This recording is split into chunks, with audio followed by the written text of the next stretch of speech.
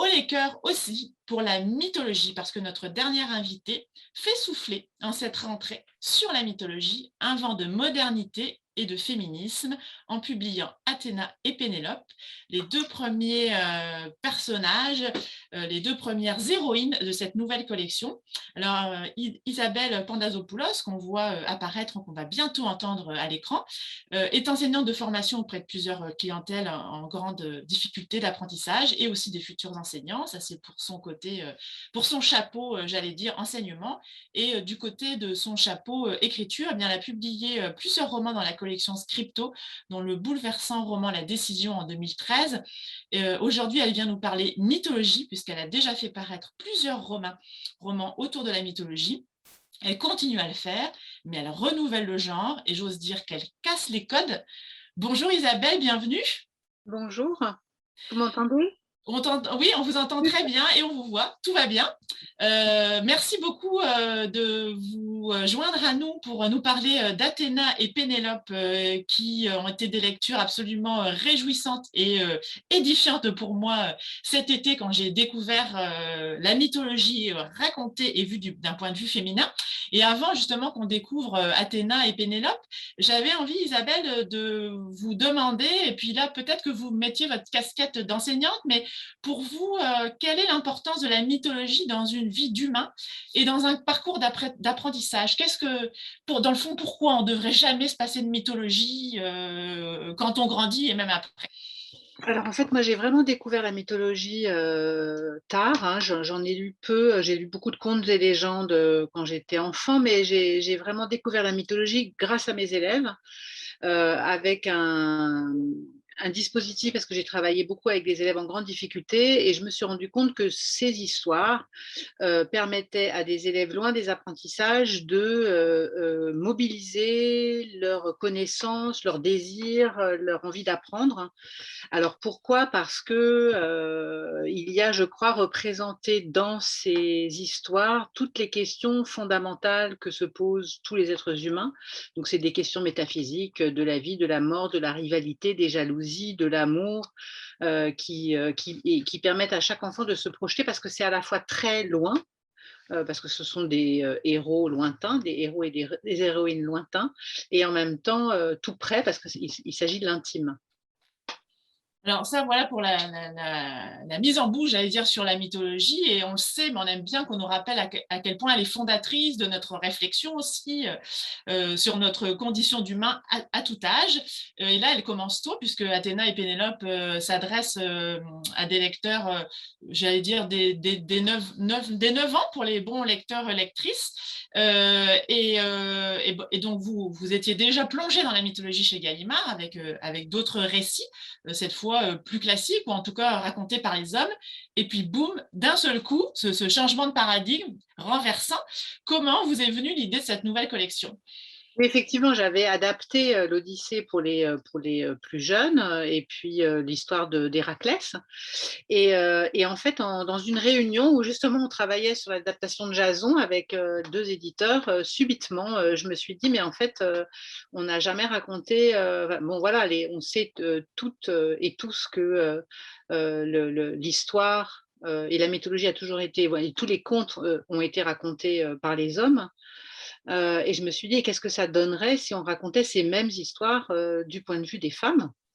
Et donc j'ai commencé par 2 titres. D'abord Athéna, parce qu'en fait, en tous les cas, en France, je n'ai jamais lu d'ouvrage qui raconte l'histoire d'Athéna de bout en bout. Elle est toujours une déesse qui aide des héros, mais son histoire à elle, elle n'avait pas été racontée, et encore moins celle de Pénélope, qui, enfin, dans l'Odyssée, elle est représentée comme une femme qui attend.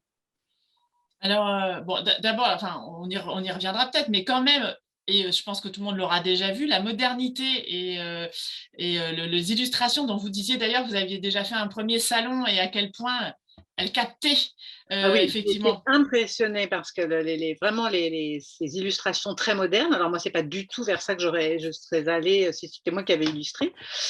Et heureusement, c'est pas moi qui l'ai fait. Et du coup, j'ai vu les enfants aimantés par les images, mais vraiment. Donc ça c'est voilà. Alors parce que à la fois c'est très moderne, Et en même temps, je pense que c'est vraiment c'était vraiment le choix dans l'écriture, c'est à la fois très classique dans l'écriture, et en même temps, donc en fait, ce qu'on voit dans les bas des images, ça raconte vraiment la mythologie. J'ai suivi les textes anciens, et en même temps, ça évidemment, je suis obligée dans le récit puisque je change de point de vue et que je raconte la même scène du point de vue d'une femme, je lui donne un corps, une voix et des pensées qu'elle n'a pas quand c'est un homme qui raconte.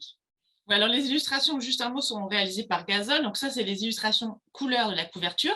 Et puis à l'intérieur, il y a plusieurs illustrations en noir et blanc qui nous éclairent sur le texte. Et on en a justement choisi 2 ensemble pour que vous puissiez quand même un petit peu plus profondément rentrer dans les têtes, j'allais dire, d'Athéna et Pénélope et dans leur vie, puis nous dire un mot de chacune d'elles. Alors là, je pense qu'on s'était dit que justement, cette illustration avec l'araignée permettait d'en dire beaucoup sur cette femme Oui, alors mythologique. j'adore, parce que je pense que les enfants vont pousser des cris en voyant cette ignoble araignée. Oui, et j'adore le regard d'Athéna.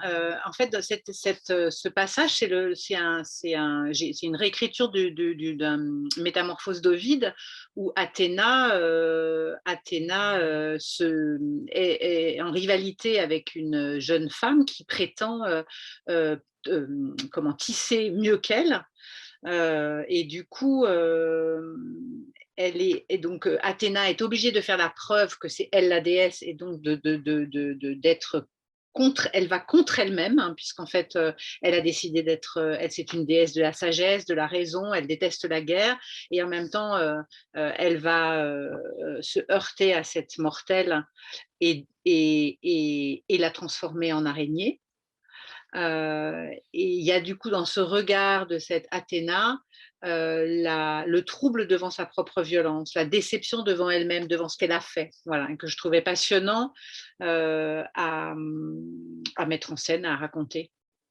Alors, donc, les trois, là, on a volontairement fait un collage de 4 illustrations, mais forcément, elles s'intègrent au fur et à mesure des épisodes de la vie d'Athéna que vous nous racontez.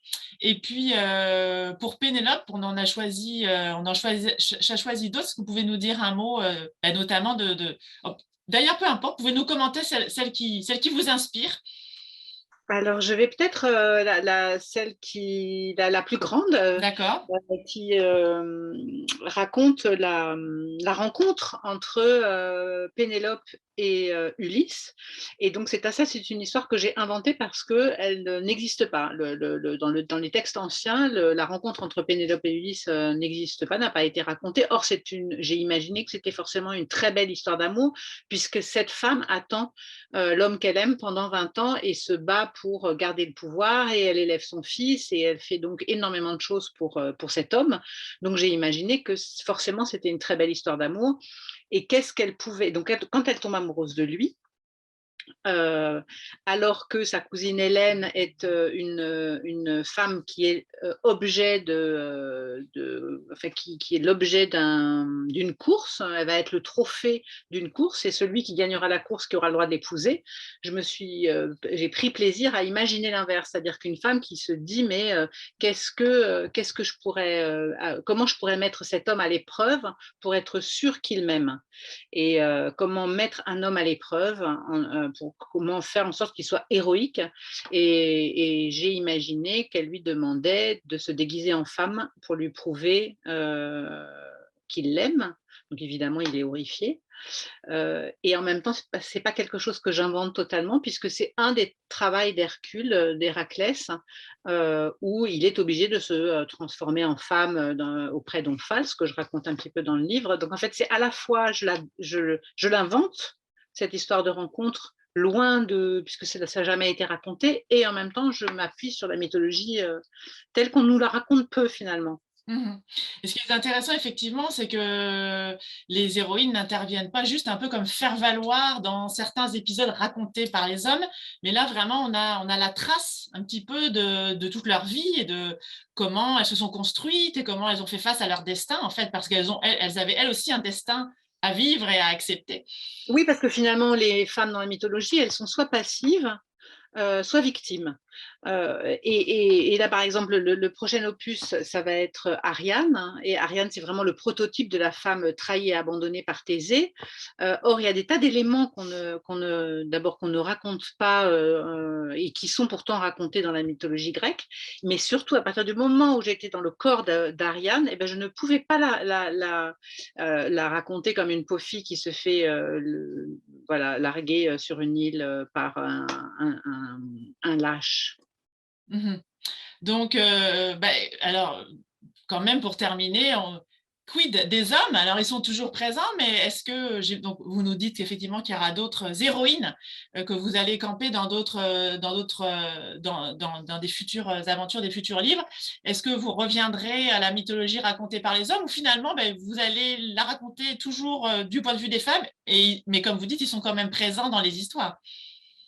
Oui, là, pour le moment, j'ai vraiment très envie de continuer ce fil-là parce qu'en fait, c'est vraiment très, très excitant de découvrir les histoires que je connais par cœur en les racontant du point de vue des femmes parce qu'il y a quelque chose d'autre que je découvre d'elles et des hommes aussi. C'est-à-dire Mmh. que ça dessine aussi, ça pose aussi la question de qu'est-ce que c'est l'héroïsme féminin? Est-ce que ça existe?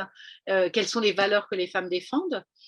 Enfin, en tous les cas présente. Et par exemple, Athéna, cette façon de combattre, elle est toujours au service de la justice, par exemple. Et elle, c'est une femme qui aide. Et le fait de mettre une femme qui aide devant, au premier plan d'une histoire, c'est, je crois, changer les valeurs. Mmh. Voilà, c'est pas seulement gagner la guerre, c'est aider l'autre qui devient une valeur première. En tout cas, je vous confirme qu'à la lecture, tout ça se fait de manière complètement spontanée et naturelle. Et c'est réjouissant et en même temps fantastique et passionnant de repenser d'une certaine manière la mythologie, notre rapport à la mythologie, qu'on soit homme ou femme, peu importe. Je pense que la lecture vraiment de ces deux premières vies d'héroïnes mythologiques nous réjouira. Et les livres en plus que j'ai reçus justement hier sont absolument magnifiques, ce qui ajoute au plaisir de la lecture et je pense que pour les jeunes lecteurs encore plus. Donc merci beaucoup Isabelle d'être venue nous parler mythologie avec votre regard d'écrivaine.